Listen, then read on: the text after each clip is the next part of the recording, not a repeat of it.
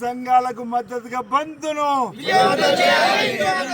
మద్దతుగా 42% బీసీలకు మద్దతుగా బీసీలు ఇచ్చిన బంద్కు 42% బీసీలకు అమలు కావాలి అమలు కావాలి.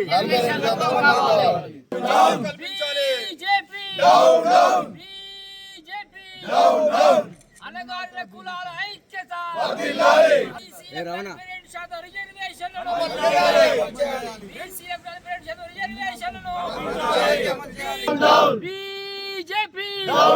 బీజేపీ రిజర్వేషన్లను అన్నగారుల కులాల ఐక్యత రెండు నాలుగుల బీజేపీ వైఖరి నశించాలి నశించాలి. వర్ధిల్లాలి అఖిలపక్షం ఐక్యత నశించాలి. కేంద్ర బీజేపీ ప్రభుత్వం వైఖరి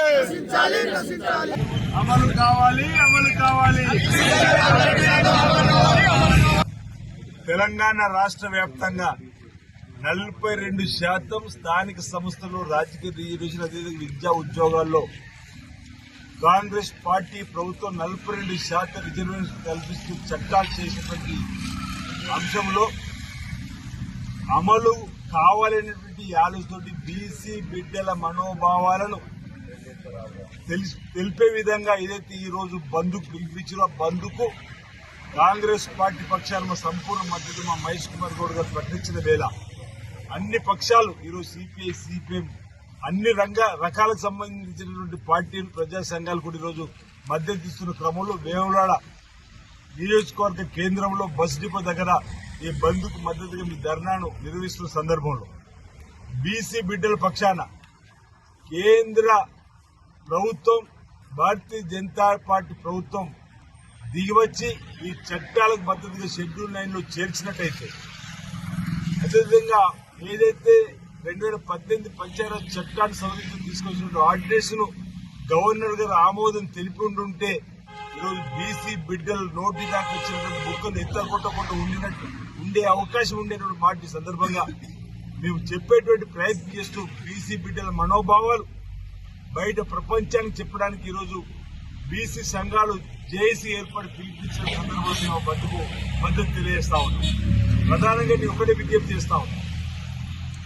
రాష్ట్ర శాసనసభలో ఏదైతే కాంగ్రెస్ పార్టీ ప్రభుత్వం ఏర్పడిన తర్వాత 42% రాజకీయ రిజర్వేషన్ ఇచ్చే ఉద్యోగాలు ఇవ్వడానికి కోసం చట్టాలను రూపొందించామో ఆ సమయంలో సై అన్నటువంటి భారతీయ జనతా పార్టీ 8 మంది ఎమ్మెల్యేలు ఇక్కడ మాట్లాడుతూ అదేవిధంగా బీజేపీ స్టేట్ చీఫ్ రామచంద్రరావు గారు మేము జీవో 9 తీసుకొచ్చిన కూడా స్వాగతించిన సందర్భంలో కానీ కేంద్ర ప్రభుత్వం దగ్గరకు వెళ్లిన తర్వాత నరేంద్ర మోడీ గారి దగ్గరకు వెళ్లి ఎందుకు మీరు మాట్లాడలేకపోతున్నారు, కేంద్ర ప్రభుత్వం ఎందుకు ఒప్పించలేకపోతున్న ప్రధాన ప్రశ్నకు ఈరోజు సమాధానం చెప్పాల్సిన అవసరం ఉంది. రాష్ట్రంలో సై అంటున్నారు, ఢిల్లీలో నై అంటున్నారు. ఎందుకు ఈ టర్న్ తీసుకున్నా చెప్పండి. ఎందుకు మా బీసీ సంఘాలంటే మీకు చిన్న చూపు అని చెప్పినటువంటి ప్రశ్న ఈరోజు సమాధానం చెప్పాల్సిన బాధ్యత మీపై ఉందని మాత్రం సందర్భంగా తెలియజేస్తుంది. ఈరోజు కేంద్ర మంత్రులు కిషన్ రెడ్డి గారు, బండి సంజయ్ గారు, బీజేపీ స్టేట్ చీఫ్ రామచంద్రరావు గారు ఈరోజు మీరు నాయకత్వం వహించండి.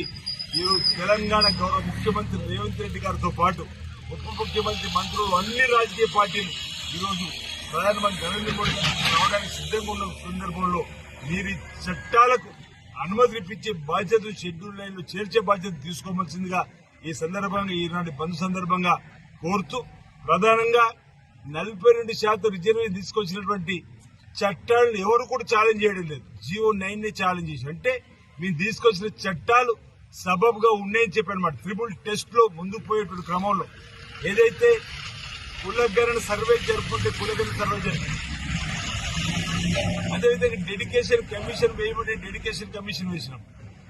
50% క్యాప్ రాజ్యాంగంలో ఎక్కడ లేదని చెప్పినప్పటికీ ఒకవేళ 50% క్యాప్ ఉందని అనుకుంటే గతంలో నరేంద్ర మోడీ గారు ఈడబ్ల్యూఎస్ కు 10% ఎకనామికల్ బ్యాక్వర్డ్ క్లాసులకు 10% రిజర్వేషన్ తీసుకొచ్చారు. అంటే అప్పుడే 50% క్యాప్ ఎగిరిపోయింది కదా అంటారు. అప్పుడే ఎగిరిపోయినటువంటి క్యాప్ ఇప్పుడు ఈ 42% ఇచ్చినప్పుడు మరింత పెరుగుతుంది తప్పేందని ఎందుకు ఈరోజు మీరు మాట్లాడతారని చెప్పిన మాట ఈ సందర్భంగా చెప్పడం కోసం మేము ప్రయత్నం చేస్తున్నాం.